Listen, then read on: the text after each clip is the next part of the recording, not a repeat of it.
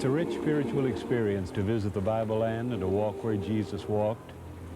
Sitting on the shore of the Sea of Galilee, we recall that so much of Jesus' ministry took place around this sea. It was here that he called his first disciples, Peter, Andrew, James, and John, "Come and follow after me." He crossed the sea by boat many times. He went onto a mountain overlooking the sea and preached the Sermon on the Mount. He worked miracles here, walking on the water, calming the storm with the words, "Peace, be still." But before we follow Jesus through this land, let's talk about the land itself. It's a small land, even a tiny land by American standards. From Dan to Beersheba, that's how the Bible describes the land. Dan is at the foot of Mount Hermon in the far north, and Beersheba in the desert around the Dead Sea lie to the south.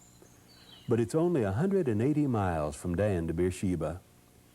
Still, we need to remember that in Jesus' day, when people walked all over the land, it would have seemed much bigger than it does today. Let's look at the land geographically. The political boundaries change, but the hills and valleys and the Jordan River haven't changed very much since Jesus' day. The Mediterranean Sea lies on the west of the land, with Egypt to the south and Phoenicia, Lebanon today to the north.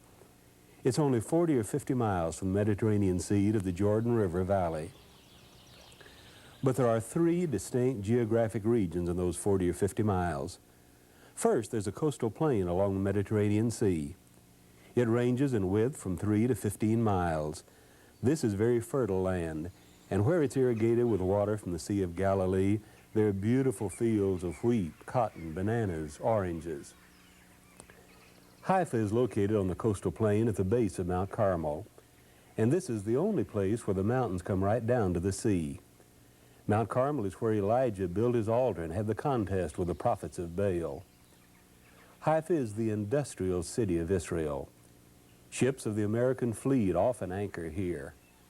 The Gold Dome building is the world headquarters of the Baha'i faith. The second geographic region is the backbone of mountains midway between the Mediterranean and the Jordan River. The mountains stretch the length of the land from north to south. Mount Hermon in the far north is the tallest. It's over 9,000 feet and still has snow in June. In Galilee and Samaria, the mountains are about 3,000 feet high, with many valleys. The largest is the Valley of Jezreel or Megiddo, so important in Bible history. Nazareth, where Jesus grew up, is in the hills overlooking this valley. The Mount of Olives, just east of Jerusalem, is 2,700 feet high. And further south in the hill country of Judea, the elevation is about 3,000 feet above sea level. East of the mountains, you go down into the Jordan River Valley with its two seas, the Sea of Galilee and the Dead Sea. And this is the third geographic region. The sources of the Jordan at Banyas at the foot of Mount Hermon. Springs of water gushing up out of the earth and melting snow combine to form the Jordan. The water is crystal clear and cold as ice, ideal for trout. It's one of the most beautiful spots in all the Bible land.